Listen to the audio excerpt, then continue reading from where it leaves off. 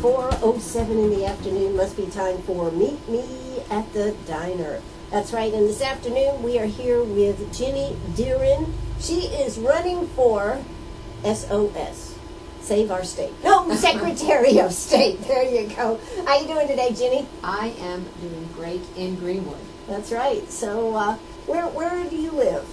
I actually live on Sullivan's Island.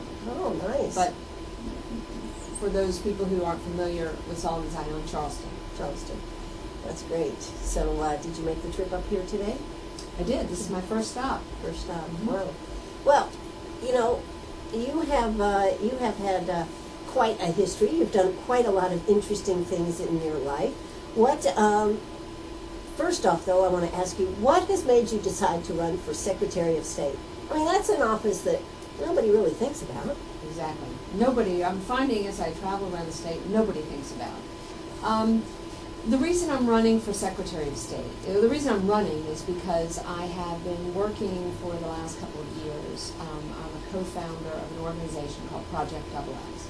It's a nonpartisan advocacy organization that encourages, its total mission in life is to encourage women to run for office, boards and commissions, other leadership positions in the state. Just run, because if we don't run, we can't win.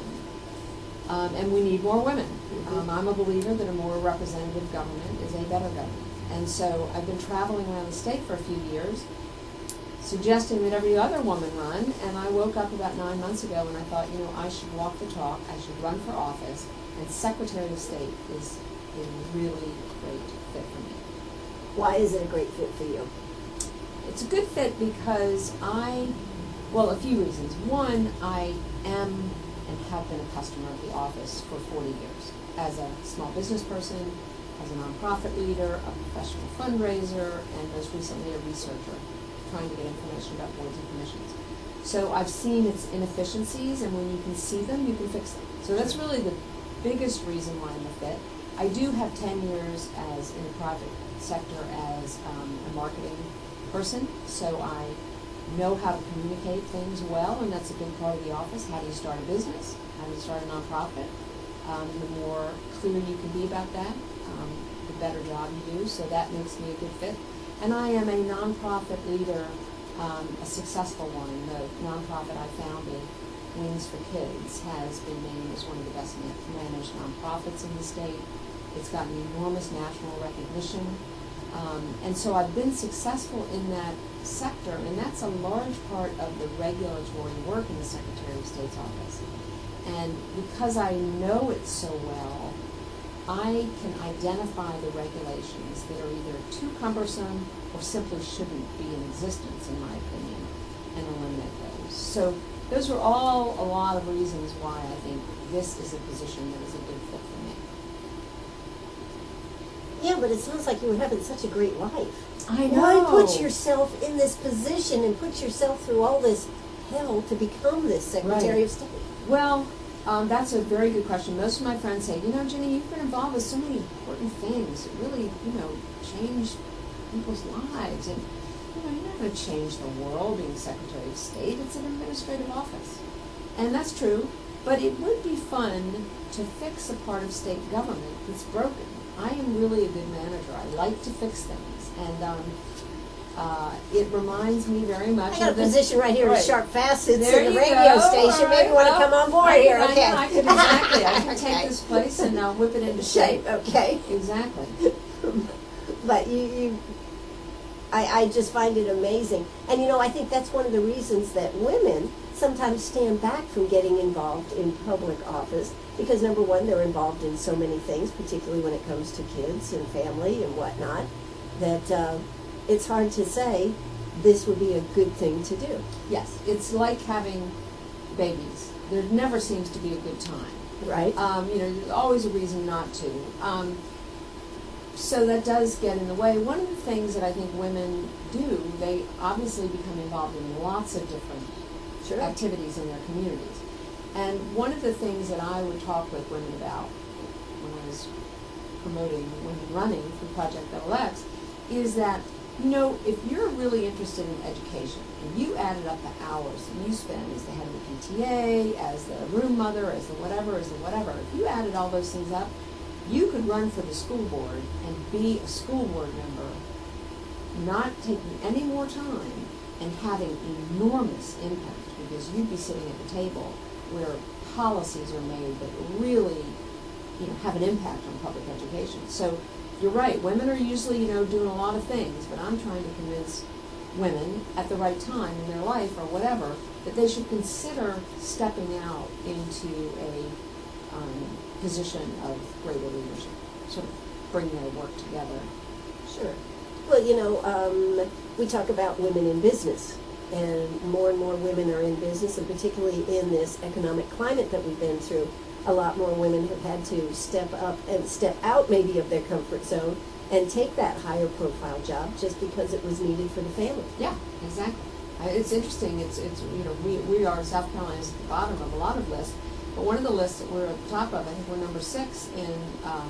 We've had an explosion of women-owned businesses. So women are really stepping out on their own, stepping up into leadership positions in business. So in business, I don't know the specific stats for South Carolina for women in leadership business positions, but I do know the stats for government, for our legislature. And we all kind of think, oh well, we're not where we should be in terms of representation by women, but we're making progress. Well, in government, we're not. In government, we're not. We are exactly where we were 20 years ago, in terms of the percentage of women in our General Assembly.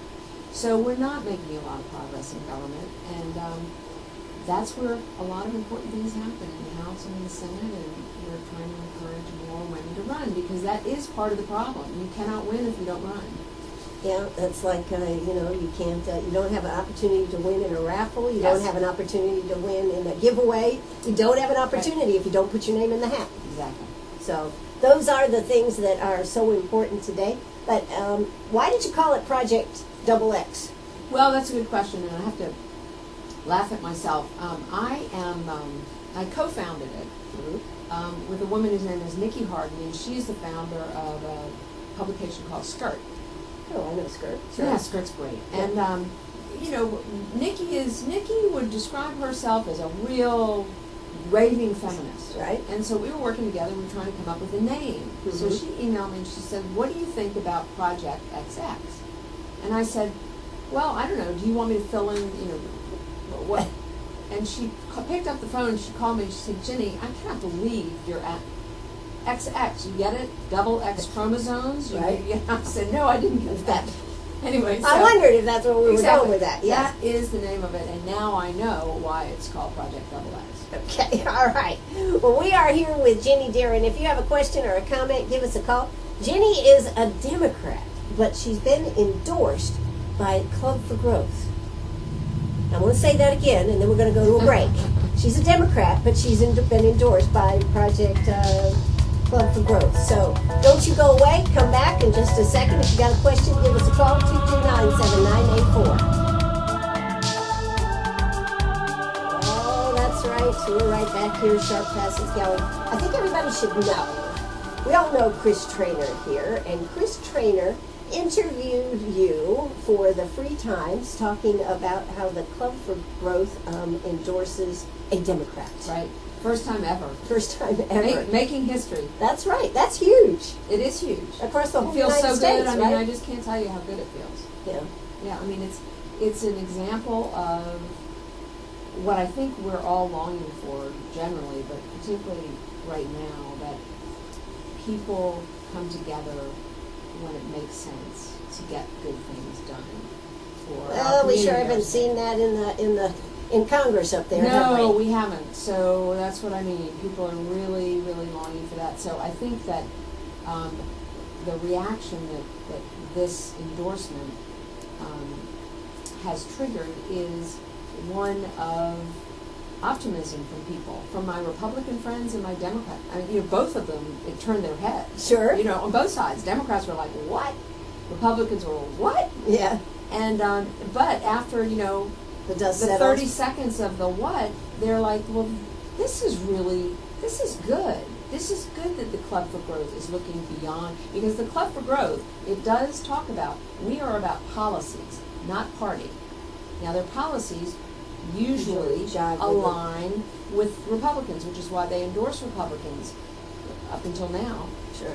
Always, but they really are true to what they say, which is they're not. It's not an arm of the Republican Party, and they looked at me and my platform and my ideas, and of course they had 12 years of record to look at from the incumbent, and there was no question in their mind that the person who aligned with what they believe is needed is me. Well, that's pretty huge. Yes, and that is very quite huge. A very good endorsement. And of course, when we look back over the state's history, Democrats originally were a lot more conservative than what they are today. That's right, and it's the conservative. I think anyway, and this is a good example of this race. In terms of if you take conservative, the values and the policies that usually conservatives believe in, I am the conservative in this race. Now, in other races, I would most definitely not be the conservative. But in terms of this office, I'm the conservative. I mean, my friend who's a big Republican in the upstate said, there's a rhino in that office right now because, there's a lot of regulations, a lot of bloat, a lot of mission creep, not interested in it becoming a cabinet position, just like it the way it is, status quo. And so I don't think I think people oftentimes they're mixed. There's some things that they're conservative, would be considered in the conservative camp. Others would be progressive liberal, whatever words you want to use. Most people are a little bit of a mixed bag, I think. But normally we fall one way or the other, Sure. Usually. But it's nice when we can come together on things that we can come together on. Absolutely. I love voting for Republicans. I am a Democrat. I love voting for Republicans. Because it reminds me that I am not a robot. It reminds me that I'm a thinking person, and I don't always do what somebody is telling me to do. I think about it. So you're saying you don't always vote straight party? No, I never vote straight party. Okay. And you know what I've learned, and I didn't know, maybe some of your listeners don't know this, we are one of only a few states where that's still allowed. For real? To pull the straight party ticket. I had no idea. I thought everybody, all states. They don't. Most states, you have to physically go down the ballot, which I think is a good idea. Sure. I mean, even if you're going to do R, D, D, D, D, D, at least Right. you have to do it. Right. I think that's good, but I don't know that that's going to change anytime soon in our state. Interesting. All right. So you've also gotten the Order of the Palmetto. That's a huge, huge, huge deal. It is a huge deal. Ginny. It Yes. is a huge deal. It is the highest civilian honor that our state bestows on a person. And when did you get that? I got it in 2010, and I have in one way or another, like most of your listeners probably, have been involved in service to my community in a variety of ways. In kids' schools, I did found a nonprofit, which was very important. I have worked on lots of boards of nonprofits, like many other people. I wasn't living here with when Hugo happened, but I came down the day after and created and managed a huge call center for help. Like many people, I've just been involved with service for a long time. And You was believe in fortunate. getting in there and rolling up your sleeve and Yes. doing something about the problem. Yes, Yes. I do. And I was fortunate enough to be recognized for it. And there are tons of people who should be recognized for it. But I am proud of it, and I do think that today, at a time when so many people distrust elected officials, I think it is very important for people who run for office to have a track record of service. Sure. Because then there's a reason for people to believe that this is about service, it's not about self.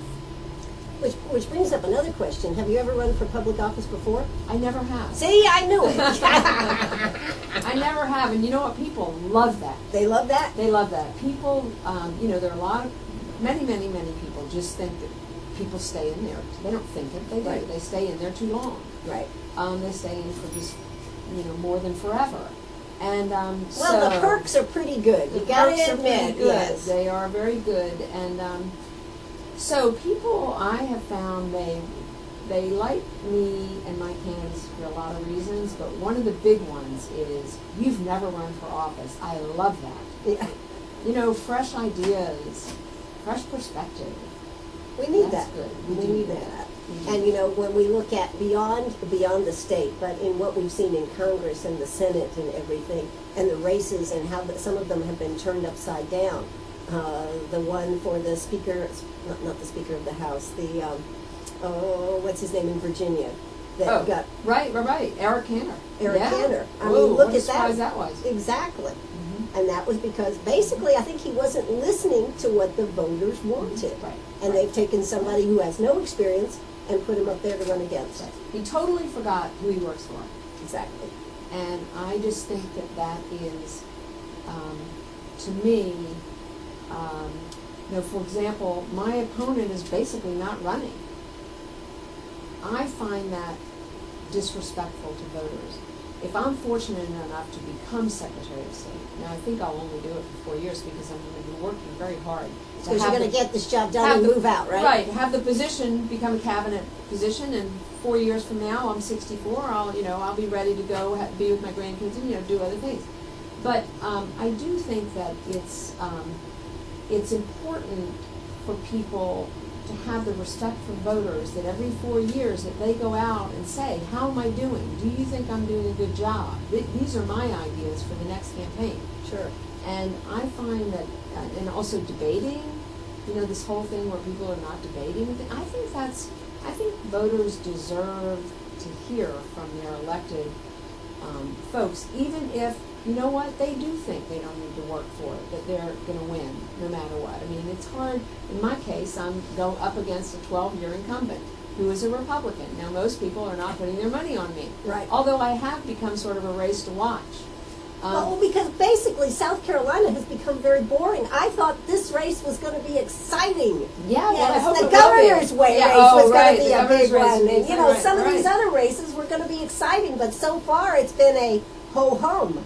Yeah, well, it's, it is important to have, during election seasons, I think it's really important for people to run for a lot of reasons. I mean, we've been talking a lot about women running, but it's just important to have competitive races. That's what keep people, sharp. And, I've already noticed that the incumbent Secretary of State, he's now talking about stuff that I don't think crossed his mind.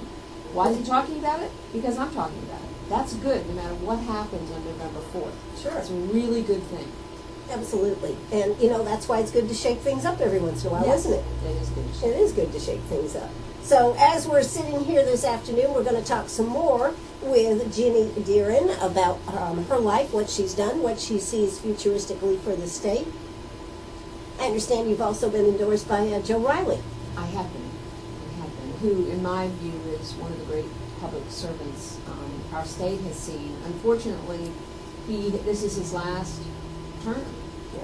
So people in Charleston are very nervous about what are they going to do after 40 years of Joe Riley, which, speaking of serving for a long time, but he is a public servant and a leader who I think has so much respect. He is a good person. He's a good listener.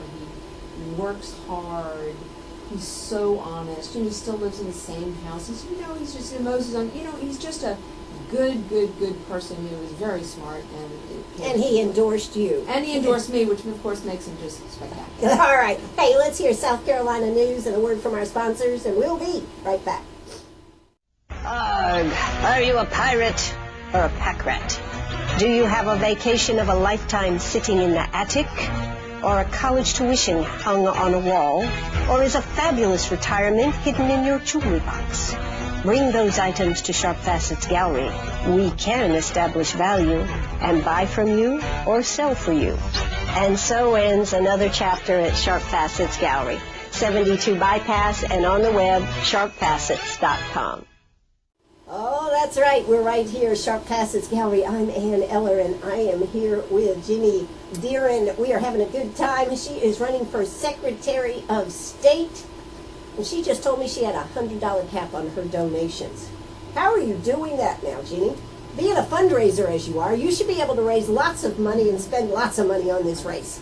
Well, I could raise a lot of money because I have raised millions of dollars for causes and candidates. But I just, every race is different. And I could not wrap my mind around the idea of raising $1 million+ dollars, which is what you have to do if you're going to do paid media, buy spots on your radio station and all of that. You have to buy enough to get the word out. Get the word out. Particularly in a statewide race. Exactly. Huge state. So you have to do $1 million+. I could not wrap my mind around raising $1 million for an office that most people, 98% of the people, would be my estimate, do not have a clue what the Secretary of State is, and they really don't care about it. And so I just decided, I'm going to do it the old-fashioned way. I'm going to raise $100 contributions. My budget's $50,000. It's basically money to travel the state. I am proud that I have never stayed in a hotel room for the last 8.5 months. So it's been fun staying camping with in your people. car? Oh, no, okay. not camping in my car, but staying with people, which has been so fun. So I don't know. We'll see. I mean, it is this huge, big money in politics. Which is another reason I think a lot of women that don't run. And particularly a lot of women aren't good at raising funds either, Yes. too. Women are not good at raising funds. Women are not very good at giving to political races. There's a story that I think is pretty entertaining. There's a couple, and the woman, it was her 25th reunion at Wellesley. Mm-hmm. And they had a big luncheon, fundraising, and blah, blah, blah. And she went home that night and she said to her, and they wanted her to make a $10,000 commitment. She said, well, I want to go home and talk to my husband about it. So she goes home, she gets with her husband, comes home for dinner, and they're talking over dinner, and she says, honey, I'd really like to make a $10,000 commitment to my Wellesley 25th anniversary. And he said, absolutely, you should do that. As a matter of fact, I just made a $100,000 commitment to the Harvard Fund. And it was just classic. It's like women, even if you have tons of money, men are used to writing, get around the table, all right, everybody get your checkbook out and everybody's stroking big checks. Women, we are more used to, we're doing the bake sales. And it's not that we're not, obviously we're tremendously generous. Right. But the dollar figures are a lot smaller. But women are beginning to realize how important it is to support people, but I do think it has gotten just crazy in terms of the money in politics. It makes it very difficult for most people to run for office, and that's a problem in my opinion. I think it's a big problem because there are plenty of good people out there that would love to run, Yes. but they have no ability to raise the funds. Or do they have even the belief that they could raise the money? Right. Plus, taking the time off from a job or a Yes, career, that's right. that is another aspect, which is one of the problems that we have actually in Columbia because of the way they meet 8 months out of the year. Right. Yeah. It is a huge problem, and this is a chance. My race is a chance for all of your listeners to go out and vote for me, so that you can prove, what? She only spent $50,000 on a statewide race, and she won. I can do that. I'm going to run next time. And that goes back to the Double X Project, right? Right. That goes back to the Double X Project. But for whether it's men or women, it is a problem with having to raise so much money. And I think women are not real good also, Ginny, in saying, I'd like to have your vote. I'd like to have your money to help me run for the vote. We're just not made that way. Yes. Women are very good at doing things for other people. Right.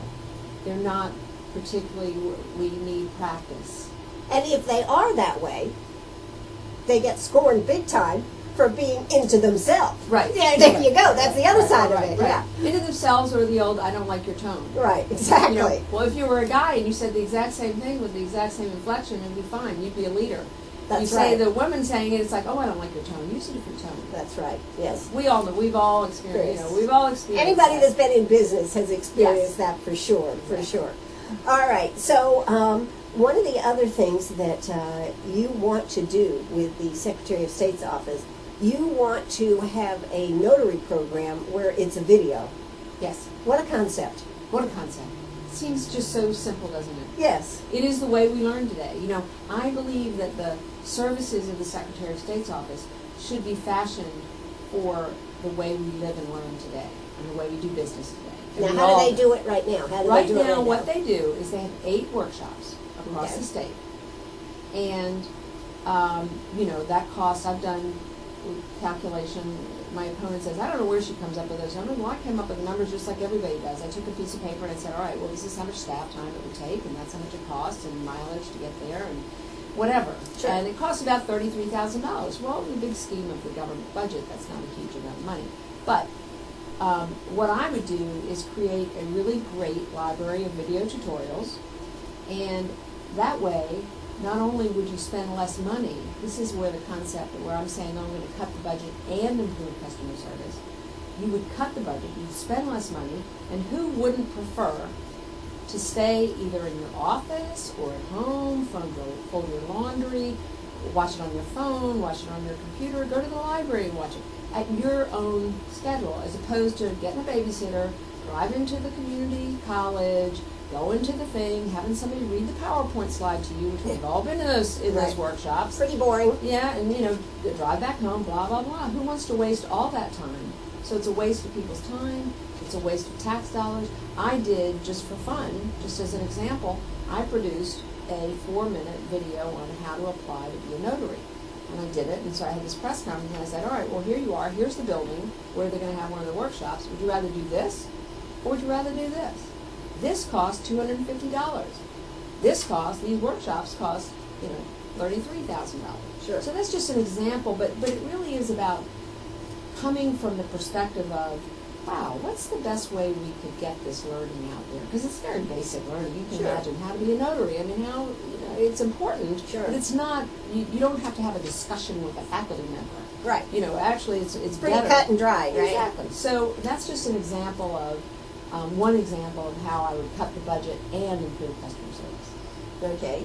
Now, some of the other things that you believe in. Now, I do know that your opponent has put some of the things online that Right. you can go look up a corporation, you can look up this, you can look up that. A few years ago, you couldn't do that. Right.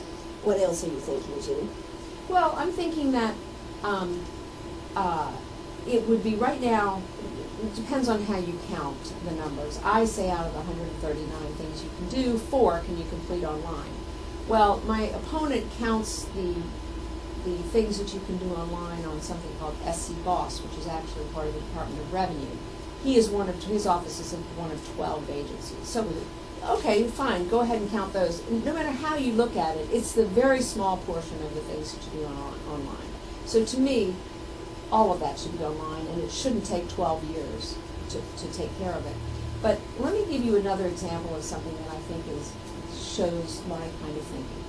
Recently, the Secretary of State got a $250,000 earmark to create a database for boards and commissions. Well, I'm all for that because I've had to try to get paid for it. But here's the thing. How do you spend $250,000 on a very simple database? It's all public information, so it's not security issues. I went out and I got 2 estimates for companies, private companies, that do this business. And they were both under $10,000. Only can a big, bloated bureaucracy spend $250,000 on a database, and the database actually doesn't even work very well. It really doesn't serve customers well. And I think the reason it costs so much is because it's a big bloated bureaucracy. I think the reason it doesn't work very well is they don't understand what customers want and need, and therefore they design it in a way that doesn't work for the customers. Yeah, that is a problem if you don't understand what you're trying to get out of it. Like, you almost have to design a program based on what the end result is, not what the beginning is. Exactly. Right. Exactly. And if you do that, then you come out with a lot better results in the end. Right. Exactly. So I'm just for being smarter about it. I mean, my solution to that was, look, and this is just an example of having a good idea and thinking outside of the box. So for me, okay, boards and commissions. You have 2 customers, citizens who want to serve, Right. and the governor and the legislature who need to pick and appoint and elect. And so my idea was, hey, everybody's got to be a registered voter to apply. Correct. So when you get on a board, you get the paperwork in the Secretary of State's office, you put in one number, your voter registration number, because you have partnered smartly with the Election Commission. The Election Commission has all the information about you that's public. not only your name and address, etc., but your gender, how old you are, whether you live in an urban area or whatever. And so that is a smart way to do it. And what I would do is partner with them, and then I would simply tag those boards and commissions with interest areas like education, medical, whatever, the different boards. So you as a citizen, you go in there right now, basically you can pull up a board that gives you no good information.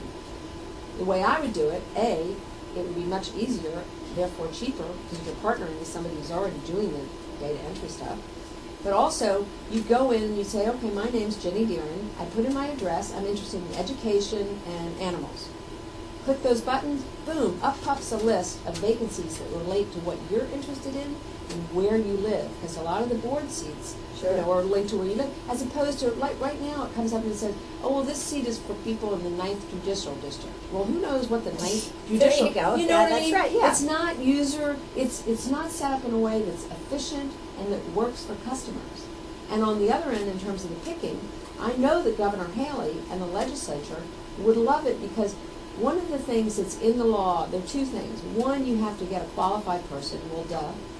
The second is you have to take into consideration the demographics of the whole board. You want it to reflect the state. Sure. Well, the only way you can keep that in mind when you're appointing is to be able to have the data. So with my solution of doing it with the election commission, you can push a button for the medical university, comes up charts that say, this is the demographics, men, women, age, rural, urban, geographically, and this is what it should look like, this picture. So when you're thinking about appointments, you should think about getting more rural people or whatever it is. That's called helpful, as opposed to what he's just spent $250,000 doing, which is called unhelpful and a waste. That is a very big waste. Yeah, I think it is. And he got a grant for that? He got an earmark. An earmark. Right, exactly. And it came from the General Appropriations Fund. Which is our money. Yeah, which With is our your, money, which yes, is our yeah. money. Yes. And you know that I got literally, as I said, I got 2 quotes from 2 companies, less than $10,000. I was in Greenville 2 days ago, and I showed this group of technology entrepreneurs. I pulled it up on the screen. I said, here it is. Here is the $250,000 database. And they looked at it, and they couldn't even believe that it could cost $10,000. Well, we've seen some of these things on the federal level too, Right, haven't exactly. we? You know, look at how much they spend on the $1 Affordable Care million, Act. $1 million toilet seat or whatever it is. But that's the kind of wasteful kind of dry. And I don't know where that comes from. Why would anybody ever think? I think anybody in the real world, when I tell them this, all they're thinking is, well, that's sort of a simple Excel sheet. I mean, they can't comprehend. But I don't know that the Secretary of State, the incumbent, has really ever been out in that world, because his background, his great background, juvenile,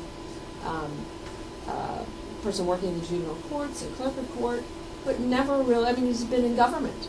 So if that's all you've seen, that seems reasonable. Sure. The rest of it seems like crazy. Exactly. So, what else do you want to do with that office? Well, let's see. One of the things that I think is important is the situation of fees. I think that they should be cut. And people say, well, what fees would you cut? Well, first of all, I'd have to convince the legislature to cut the fees. But I think, we know our legislature. They're into cutting taxes, cutting fees, which they consider hidden taxes, and cutting regulations. So I'd like to cut the fees to nonprofit organizations, for example. And I believe that the fees, and I think most people think this, including the members of the legislature, fees should be based on how much does it cost us to perform that service, plus a little for overhead.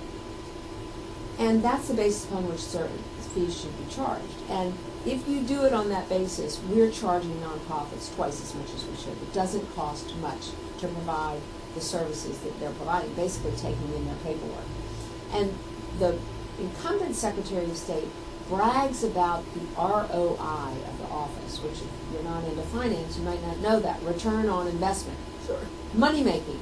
And I'm saying to myself, this is an office that's there to serve the taxpayers. This is not a money-making venture.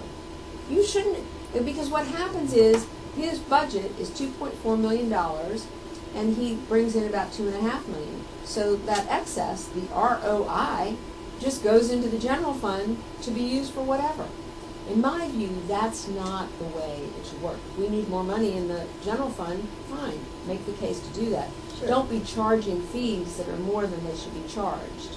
But that's a time-honored way of doing things. Add more fees in order to get more into the general fund.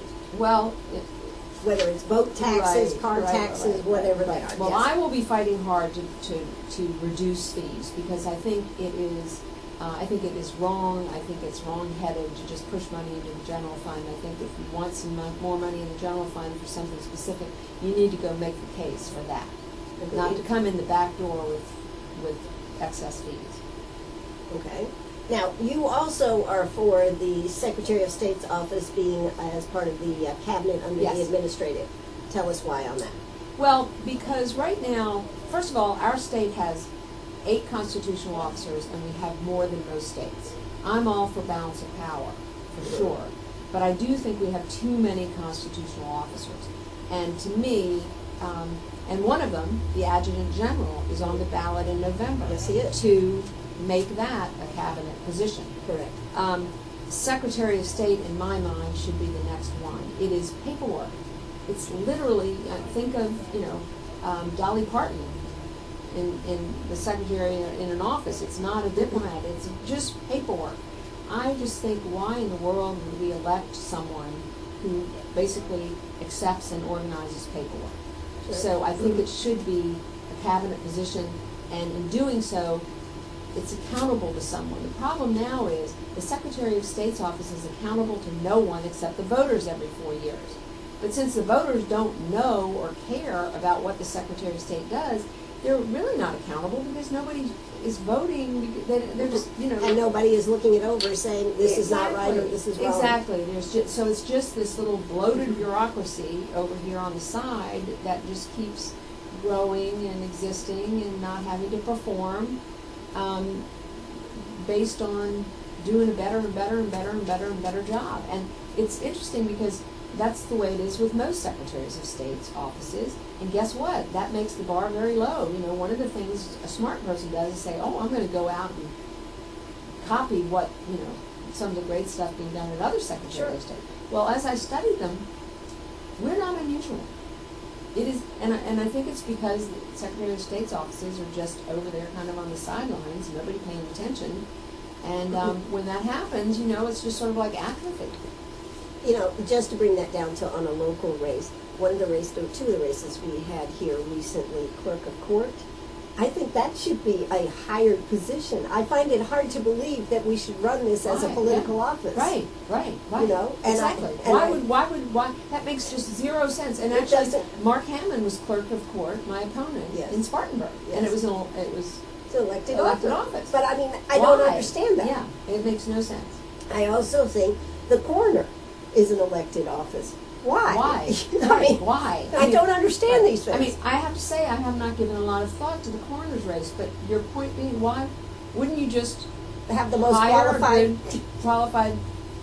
and somebody said to me, in terms of the fact that I'm a Democrat, well, maybe things I believe in are counter to, issues that other people don't believe in. And a friend of mine said, we were having lunch together, and he said, let me ask you something.